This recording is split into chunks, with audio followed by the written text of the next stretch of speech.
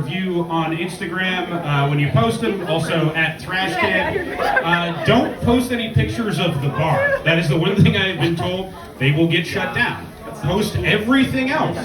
Post your upskirt shots from the bathroom. Whatever you feel like. Just not the bar. Anyway, I'm glad you're getting those woos out now because we're bringing the dickhead back to do the intro. So please, let's warm ourselves up with some booze. Can we get some booze? All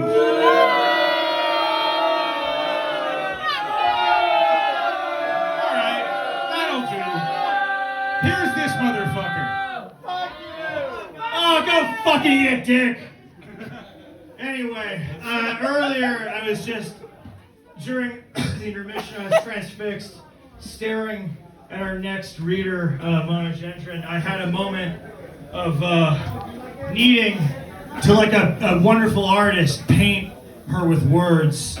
And I started to sketch in my notes app, and I said, Mona Gendron looks like if my divorced aunt with a Valium addiction tried to dress like her daughter who's doing an MFA at the psych ward.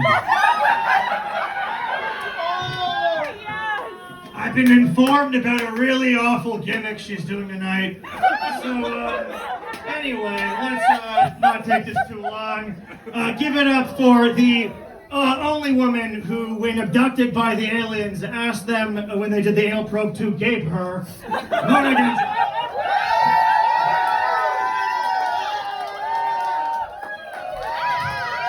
Thank you. I'm doing a thing tonight. Who wants to hit this shit? Yeah. Yeah, maybe don't. Well, no, go ahead. You already did that. Okay. Yes, I am Mona Gendron. Yes, I look something MFA something. All right, I've been doing alien abduction research. I'm glad at the beginning of the show, Jack introed me, with the intimating that I may or may not be a pedophile because I've been walking around with a large book that just says abduction on it, so this is my cover. Alright, cool. Contact was first initiated through a gift basket. Inside the folds of woven gallium I found, nestled in a bed of poppies, a 4D cross, a child's squirt gun filled with laudanum, a twin sachet of white chocolate chemotherapy medications, dead stock American Apparel disco shorts, a card addressed to whom it may concern, a crude map of the universe drawn on the back of a diner's placemat, 4 rubber pencils, and, I later learned, an erotic calendar of interdimensional shapes. Used. I opened the card. I instantly saw God and got cancer. I rubbed my eyes and continued. Aliens. Rarer than male felines. Being mailed direct from galactic intersection. Pull you up, tractor beam, dissecting your erection. Yes. Oh God. Yes. It was slam poetry. Vagina, fine china. Tap your spine, then 69 ya. I closed the card, racked with profound terror. I grabbed the laudanum and rushed to the garden, hoping to coax the bees into licking honey off my cunt. And yes, ladies, they're real. So much harder than I thought. Oh no. Yeah, I need a stool pigeon. Yeah. Fetch me my next poem, boy.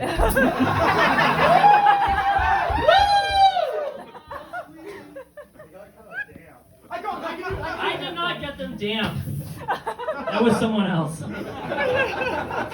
I am a doctor with my stethoscope and medical rags, with my mind for science and my shoes of serious leather. I wield the pyramidic hat, the double-ended scalpel. A foreskin hates to see me coming. I work with the supernatural non-combatants of the nondescript suburban enclave of White Phalia. I peel them apart with guaranteed hypnosis, revealing sunset-colored organs, shifting around in liquid metal pools of insurance. They come to me for answers of the weird kind. My goatee implies that I am down.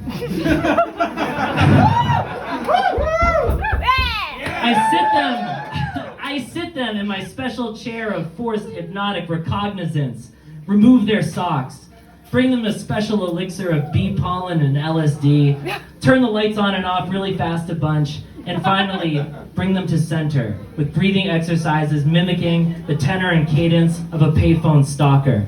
We reach into their memories, grasping orbs of trauma from their clear slimes of their subconscious.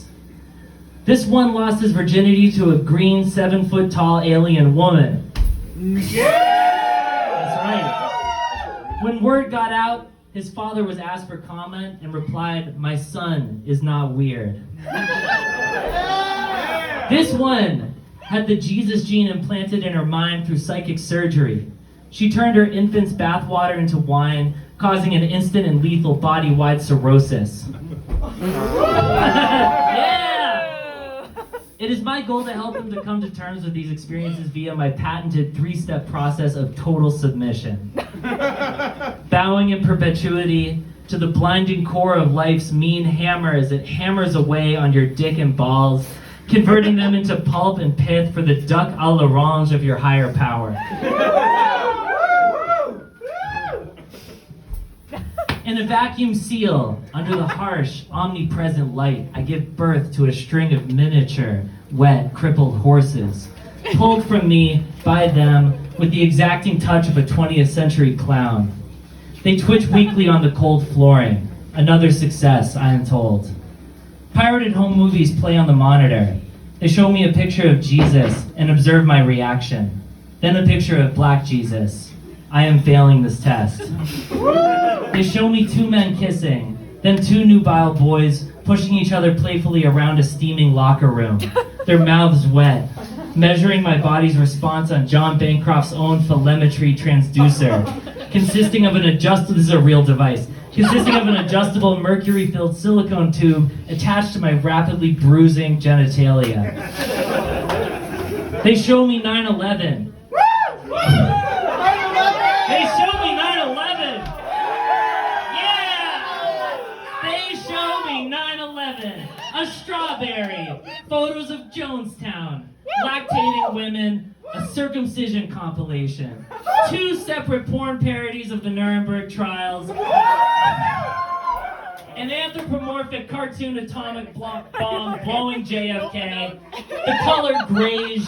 And my own future death, double coronary in the orgasmatron.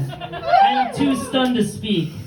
I try a weak thumbs up, and they respond by tweaking my nipples into the 5th dimension, then putting them back really quickly so no one will believe me.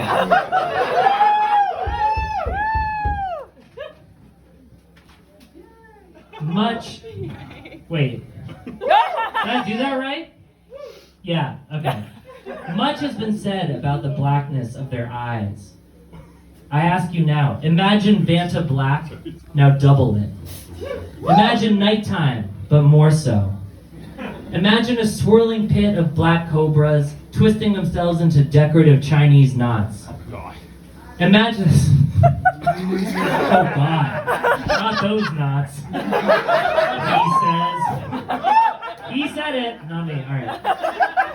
Imagine a gaped asshole, that's right. Imagine a gaped asshole, and then it's night, and the lights in the room are off, and the gaping is happening in a rural place with low population density, and with an ordinance forbidding street lights in an effort to preserve the county's starscape. Outside the galas, wrecks of limos throw black ash into the ether of the small town. Octogenarians complain about the influx of bad drivers before launching themselves beautifully from the town bridge into communal troughs of ivermectin. This is a place, yeah, ivermectin. This is a place bled dry by crystal expos, med beds, sentient corn raised to have no conscience, and the megachurch, A marriage of regular church, arena rock, F-15 flyovers, public executions, and every family's propensity to keep hush-hush its record of stillbirths. And the gaping is happening here. And you stare into the abyss of your lover and see the negative space God leaves behind, and the abdomen of the first Black Widow before the evolution of her cunty red hourglass, and all the lungs of your friends who struggle to quit smoking, and the lips of 1,000 goth women. And here they speak to you, gaping your brain with telepathy, and command you not to move, and teeter and get slick with desire at the utter harvestability of your reproductive organs, and ask you to take them to your dealer, and to do the job of making small talk with the fucking guy while they dick around on their phones, and harvest your cum, your worthless poison cum. Fear of an immense purity is their condition, and you will rack yourself on it for the rest of your sobbing life.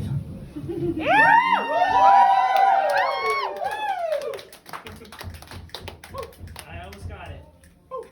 I don't need help. I have been having electrical dreams.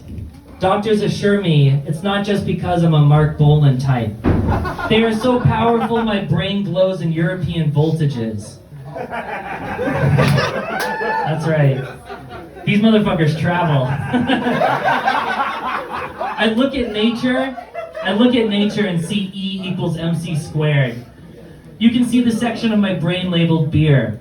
You can see the section labeled gender crossed out and replaced with the Superman S. Also, God was here, scrawled across my pineal gland. These images play off the walls of my bedroom and frighten my wife, whose dreams, unlike mine, are largely acoustic. They've become a wedge in our relationship, right next to my languishing project car, which is languishing next to my likewise languishing project career. I am in incredible languish.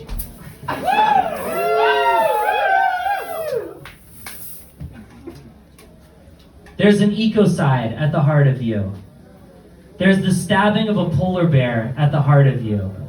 In your heart of oil, of Israeli munitions and papal scorn, thrumming stock tickers and an ever-cresting wave of bellwether suicides. I can't believe you laughed at that. You call your phone in a panic. It draws the covers back and laughs at your small cum, your verdant fields of pre-cancer.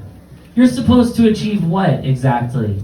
You, who are time's bitch, and a bitch of the state, who consumed the meals of 1,000 orphans in the pursuit of 2 undergraduate degrees in bitch studies, who lost her virginity to a machine, to couch cushions, to hollowed out Nerf footballs, ragged stuffed tigers, and your mother's mouth.